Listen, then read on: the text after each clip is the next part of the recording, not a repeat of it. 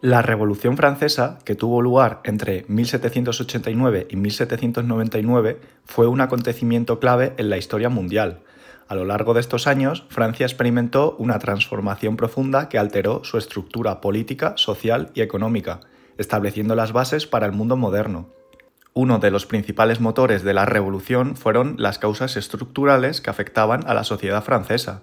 En el ámbito económico, la burguesía, aunque poseía un poder económico considerable, no podía desarrollar plenamente sus actividades productivas debido al control rígido del rey sobre el mercado, propio del sistema mercantilista, y a los elevados impuestos que debía pagar. Esta clase social buscaba un régimen político que le ofreciera la libertad económica necesaria para prosperar. A nivel social, la estructura de la sociedad francesa se mantenía prácticamente inalterada desde la Edad Media, dividiendo a la población en tres estamentos: el clero, la nobleza y el tercer estado, compuesto por la burguesía y los campesinos. La nobleza y el clero controlaban gran parte de la tierra y gozaban de privilegios, lo que creaba una gran injusticia social. La burguesía, un grupo que había crecido notablemente durante los últimos 2 siglos, aspiraba a una sociedad más igualitaria y libre de los privilegios de los primeros 2 estamentos. Buscaban una nueva organización social que respondiera a sus intereses y que fuera más acorde con los principios de justicia y equidad. Desde el punto de vista ideológico, la burguesía había adoptado las ideas de los pensadores ilustrados, quienes promueven la crítica a las estructuras tradicionales de poder mediante la razón. Estos pensadores defienden conceptos como la división de poderes, la monarquía parlamentaria y los derechos humanos, que encontraron un eco en la burguesía. Estos ideales se convirtieron en la justificación de sus pretensiones de transformar el sistema político en una monarquía parlamentaria, en la que el poder real estuviera limitado por la ley y compartido con una asamblea representativa del pueblo. En cuanto a las causas políticas, la monarquía absoluta controlaba todos los poderes del Estado, y el rey, Luis XVI, nombraba ministros principalmente provenientes de la nobleza y el clero, ambos estamentos en decadencia y con grandes dificultades económicas. Esta concentración de poder en la figura del monarca contrastaba con el poder creciente de la burguesía, que controlaba el comercio, la industria y gran parte de los recursos económicos del país. La burguesía, influenciada por las ideas ilustradas, se alejó de la monarquía absoluta y comenzó a luchar por una mayor participación en el poder, exigiendo un sistema político más representativo y democrático. Además de estas causas estructurales, existían causas coyunturales, que aceleraron el estallido de la Revolución. En 1787, Francia vivió una grave crisis de subsistencia debido a malas cosechas que provocaron el aumento de los precios y la escasez de alimentos, lo que afectó especialmente a los campesinos y a las clases más bajas. Esta crisis provocó un descontento generalizado en el campo y en las ciudades. La situación se vio agravada por la crisis fiscal, ya que el Estado gastaba mucho más de lo que recaudaba en impuestos. La propuesta de varios ministros como Brienne y Calonne de que la nobleza y el clero pagaran impuestos como el tercer estado fue rechazada por estos estamentos, lo que desembocó en una fuerte confrontación. Al final, la situación se hizo tan desesperada que el rey decidió convocar los Estados Generales, una asamblea que no se convocaba desde 1614. Los Estados Generales se reunieron en mayo de 1789, con la intención de elaborar un programa de reformas. Los representantes del tercer estado, que eran más numerosos, exigieron un voto por persona, mientras que los representantes de la nobleza y el clero querían que el voto se mantuviera por estamento, lo que les daba mayor poder. El rey Luis XVI, tras semanas de tensiones, disolvió los Estados Generales el 20 de junio de 1789 sin haber llegado a ningún acuerdo. El 20 de junio de 1789, los representantes del tercer estado se retiraron al local del juego de pelota, donde se constituyeron como la Asamblea Nacional. Los representantes de la Asamblea Nacional consideraban que ellos mismos eran los verdaderos representantes de los intereses del pueblo francés. El juramento del juego de la pelota, realizado el 20 de junio de 1789, fue un acto clave en el inicio de la Revolución Francesa. Los diputados del tercer estado, junto con algunos miembros del clero y la nobleza, que decidieron unirse, juraron no disolverse hasta dotar a Francia de una constitución. Este desafío directo al absolutismo de Luis XVI provocó tensiones crecientes, ya que la Asamblea Nacional no era bien vista por la monarquía ni por los sectores conservadores. En este contexto de crisis y desconfianza, el 14 de julio de 1789, el pueblo de París, influenciado por la burguesía, asaltó la Bastilla, símbolo de la opresión real. El gobernador de la Bastilla, Bernard de Launay, fue capturado por la multitud tras la toma de la fortaleza el 14 de julio de 1789. Mientras lo llevaban al ayuntamiento de París, fue brutalmente golpeado y finalmente linchado por la multitud enfurecida. Su cabeza fue cortada y colocada en una pica, siendo exhibida en las calles de la ciudad como símbolo del triunfo revolucionario sobre el antiguo régimen. Este hecho marcó para muchos el inicio de la revolución.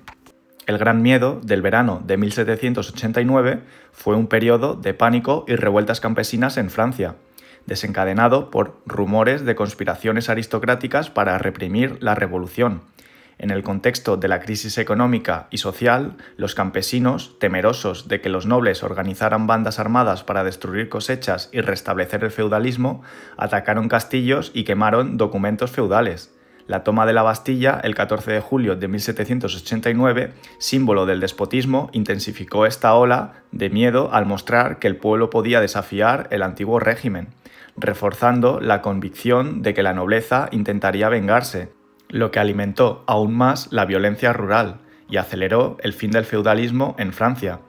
Ante este panorama de revuelta social, el rey y los estamentos privilegiados se vieron obligados a reconocer a la Asamblea Nacional y a aceptar sus decisiones, entre las cuales destacó la Declaración de los Derechos del Hombre y del Ciudadano, que proclamaba principios fundamentales como la libertad, la igualdad y la propiedad, y la soberanía nacional, es decir, que el poder residía en el pueblo y no en el monarca.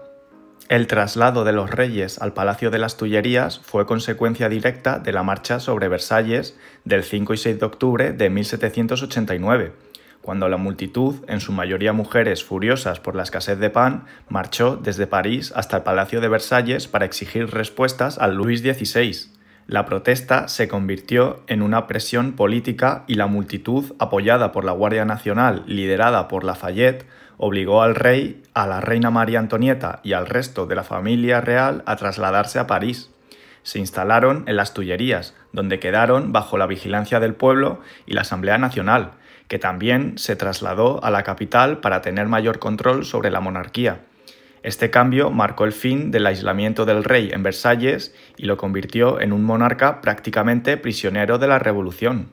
La Asamblea Nacional Constituyente aprobó una nueva constitución en 1791, que establecía una monarquía constitucional con un sistema de gobierno basado en el sufragio censitario, es decir, solo los ciudadanos con mayores ingresos podían votar, una asamblea unicameral y la separación de poderes.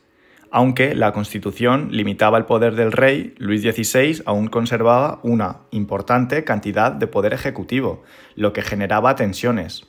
En junio de 1791, el rey Luis XVI y su familia intentaron huir de Francia en un intento de llegar a tierras seguras bajo el control de monarquías aliadas, especialmente Austria, donde la familia de María Antonieta podría brindarle apoyo.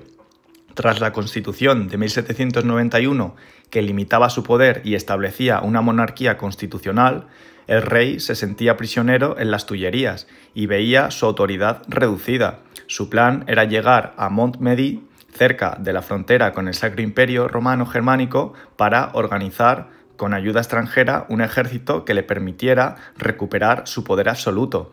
Sin embargo, la fuga fracasó cuando fue reconocido en Varennes y detenido. Su captura provocó una crisis de confianza en la monarquía, radicalizó la revolución y llevó más adelante a la abolición definitiva de la monarquía y a su posterior ejecución. En 1792, la situación política se volvió aún más tensa. En 1792 comenzaron las guerras revolucionarias francesas debido a la creciente tensión entre la Francia revolucionaria y las monarquías europeas, especialmente Austria y Prusia. Estas potencias veían con temor la expansión de las ideas revolucionarias y querían restaurar la monarquía en Francia, especialmente tras la captura del rey Luis XVI en su intento fallido de fuga en 1791. Además, dentro de Francia, los girondinos, que dominaban la Asamblea Legislativa, veían la guerra como una oportunidad para consolidar la revolución y debilitar a los monárquicos internos. Así, el 20 de abril de 1792, Francia declaró la guerra a Austria, iniciando un conflicto que se extendería durante años. El 10 de agosto de ese año, las masas revolucionarias asaltaron el Palacio de las Tullerías, lo que llevó a la Asamblea Legislativa a suspender las funciones constitucionales del rey. Francia se encontraba en una guerra con varias monarquías europeas y en medio de una fuerte polarización interna entre aquellos que querían conservar la monarquía constitucional y los que apoyaban una república. La tensión culminó con la proclamación de la República y la convocatoria de una nueva asamblea, la Convención Nacional, que se encargó de redactar una nueva constitución. Durante esta etapa, los dos principales grupos políticos que surgieron fueron los girondinos, que representaban a la alta burguesía de las provincias, y los jacobinos, que agrupaban a la baja burguesía y tenían una ideología más radical. A medida de que las tensiones aumentaban, las masivas movilizaciones de los sans-culottes, trabajadores urbanos de París, jugaron un papel crucial en la radicalización de la revolución. La masacre de septiembre de 1792, impulsada en gran parte por los sans-culottes, ocurrió en un clima de pánico ante la posibilidad de que los prisioneros realistas apoyaran una contrarrevolución, mientras Francia estaba en guerra. Durante varios días, grupos revolucionarios asaltaron cárceles de París y ejecutaron sumariamente a miles de detenidos, incluidos nobles, clérigos y sospechosos de traición.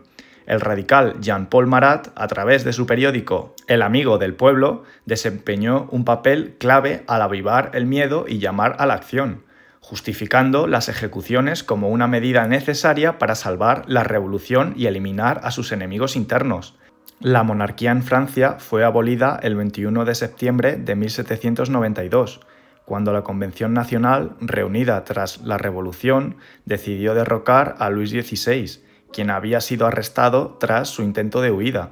Ese mismo día se proclamó la Primera República Francesa, poniendo fin a siglos de monarquía. El rey Luis XVI fue ejecutado el 21 de enero de 1793, por ser considerado un traidor a la patria. Su mujer, María Antonieta, fue ejecutada también meses después. La abolición de la monarquía y la proclamación de la Primera República Francesa en 1792, junto con la ejecución de Luis el 21 de enero de 1793, provocaron una reacción aún más fuerte de las monarquías europeas, especialmente de Austria y Prusia. Como consecuencia de la guerra con las monarquías europeas, Francia sufrió una nueva crisis económica y social, que se agravó con las leyes de reclutamiento masivo para la guerra. La Guerra de la Vendée, ocurrida entre 1793 y 1796, fue un conflicto contrarrevolucionario interno que estalló en el oeste de Francia, donde campesinos monárquicos y católicos se levantaron contra la República. Mientras Francia ya luchaba contra Austria y Prusia en las guerras revolucionarias, este levantamiento interno complicó aún más la situación, obligando al gobierno a combatir en varios frentes. La insurrección vendeana se fortaleció por el descontento con la leva de soldados y las medidas anticlericales de la revolución. Al principio, los insurgentes lograron varias victorias y tomaron territorio, lo que puso en peligro a la República, que ya estaba perdiendo terreno ante sus enemigos externos. Sin embargo, el gobierno reaccionó con extrema dureza, evitando tropas para reprimir la revuelta brutalmente, en lo que se considera uno de los episodios más sangrientos de la Revolución Francesa. En 1793, los girondinos, un grupo más moderado dentro de la revolución, se enfrentaban a los jacobinos y a figuras radicales como Jean-Paul Marat, a quien consideraban una amenaza para la estabilidad del país. La enemistad llegó a su punto culminante cuando Charlotte Corday, una simpatizante girondina, asesinó a Marat el 13 de julio de 1793, mientras él se encontraba en su baño. Su muerte, en lugar de debilitar a las causas de los radicales, convirtió a Marat en un mártir para los jacobinos. Su figura fue ensalzada como un héroe revolucionario, lo que incrementó la radicalización y la violencia. Tras su asesinato, Robespierre y los jacobinos tomaron el control total, utilizando el martirio de Marat como un justificante para endurecer aún más las políticas revolucionarias, lo que culminó en el Reinado del Terror. El Reinado del Terror Entre 1793 y 1794 fue un periodo de extrema represión durante la Revolución Francesa, donde el Comité de Salvación Pública, liderado por figuras como Maximilien Robespierre y Georges Danton, tomó medidas drásticas para defender la revolución y eliminar a sus enemigos. Robespierre, con su visión radical de la revolución, se convirtió en la figura más poderosa durante este tiempo, promoviendo el uso de la guillotina para purgar a quienes consideraba contrarrevolucionarios, incluidos muchos de sus antiguos aliados. Georges Danton, inicialmente un líder revolucionario de primer orden, también fue parte del comité, pero con el tiempo se distanció de la violencia extrema impulsada por Robespierre. Danton y sus seguidores, conocidos como los indulgentes, abogaron por un fin al terror, pero fueron percibidos como traidores por los más radicales. En 1794, Danton fue arrestado, juzgado y ejecutado en la guillotina, lo que marcó la consolidación del poder de Robespierre. Tras la muerte de Danton, Robespierre continuó en su implacable persecución de cualquier forma de oposición. Este periodo, conocido como el Gran Terror, se caracterizó por una intensificación de las purgas y ejecuciones masivas. Las guillotinas siguieron siendo un símbolo del poder revolucionario, y cualquiera que fuera acusado de ser enemigo de la revolución, ya fuera realista, girondino o incluso jacobino moderado, podía ser condenado a muerte. Sin embargo, el abuso del poder de Robespierre y su creciente paranoia finalmente lo llevó a su caída. En julio de 1794, Robespierre fue arrestado y ejecutado, poniendo así fin al reinado del terror. Tras la caída de Robespierre, se instauró la fase termidoriana, un periodo en el que se moderaron las políticas revolucionarias y la Convención Nacional aprobó una nueva constitución en 1795, que establecía el Directorio como el nuevo órgano ejecutivo, compuesto por 5 directores.